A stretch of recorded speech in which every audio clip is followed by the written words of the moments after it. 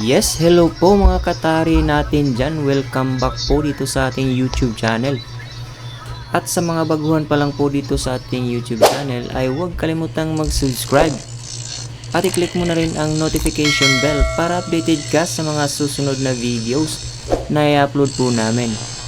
So for today's video po mga katare ay gagawa tayo ng tare na ang bakal na gagamitin natin ay yung hype na bakal na ginagamit sa tari ngayon. Ito po ay ang Daido Gold Metal. So nagsimula po tayo sa paggawa ng garol o pagporma ng garol. Dahil ito po yung pinakamahabang proseso kapag gumagawa tayo ng tare. So simulan nyo pong panoorin ang video na to sa paggawa ng garol hanggang matapos mga katare.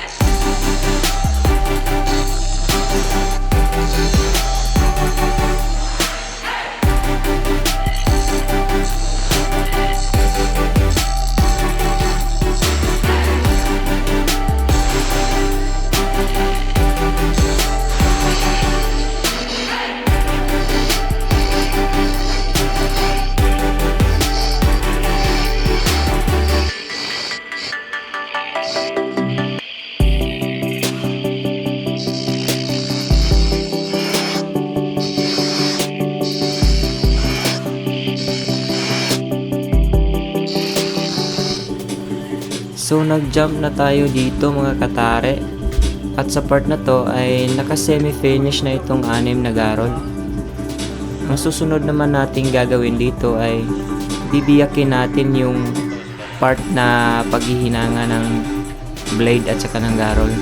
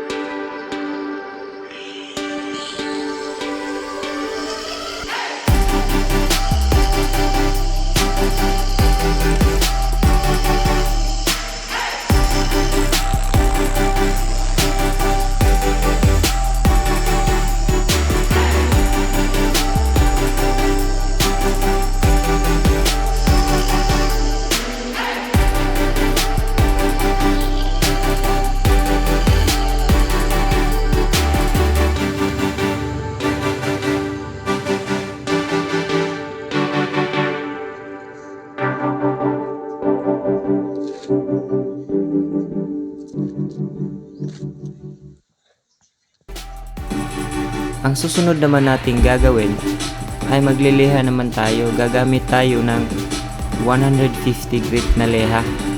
So pakikinisin natin ng kaunti itong ating semi-finish garol.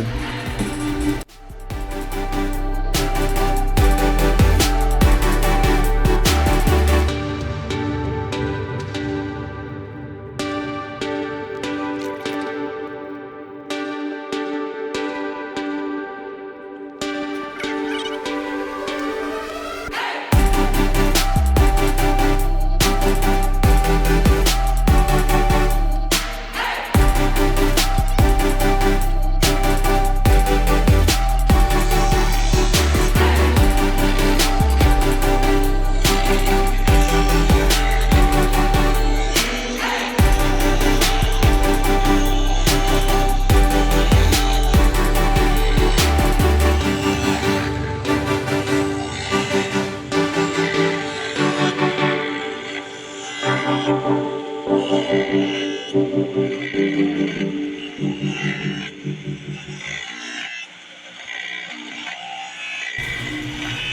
po mga katare, medyo makintab na at makinis na itong ating garol, pero hindi pa po yan yung final na kinis at kintab niya, oh. Mas pakikinisin pa natin yan.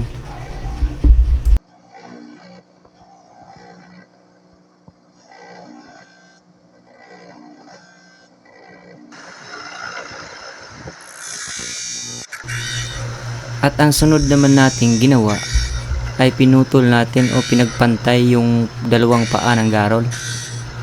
At saka pinutol na rin natin yung ginagawang singsing dati ng garol, kasi ito po ay ringless na garol. So hindi na po uso ngayon yung merong singsing, pero meron pa rin namang mga gumagamit ng garol na may singsing, pero dito sa atin kadalasan ginagawa natin ay wala ng singsing. So yan, pantay na po yung dalawang paa ng garol kung mapapansin nyo.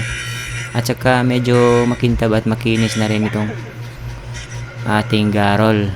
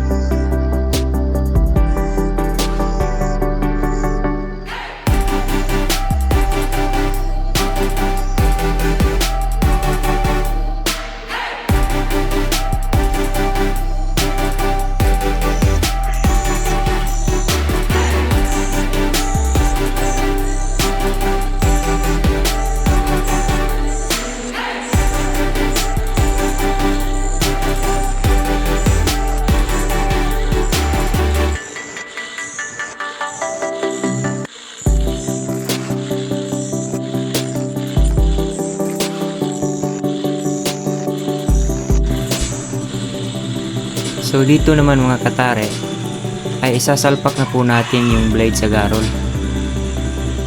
So dito tayo nagse-setting kung midpoint ba or high point yung tare na gagawin natin.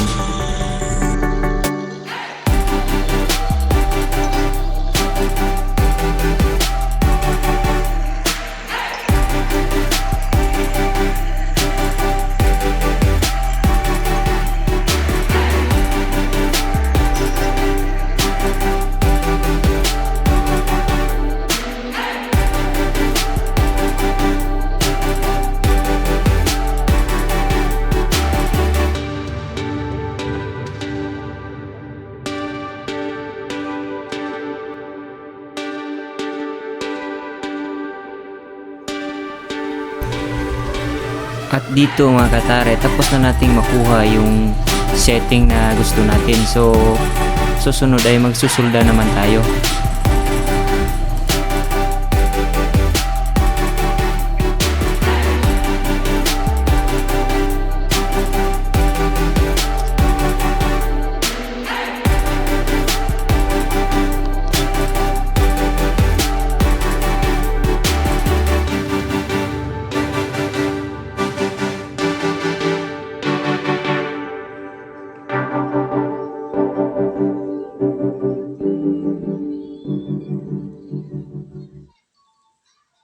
Kung mapapansin nyo dito, madali lang ang pagsulda ng tare kung kumpleto ka lang sa gamit.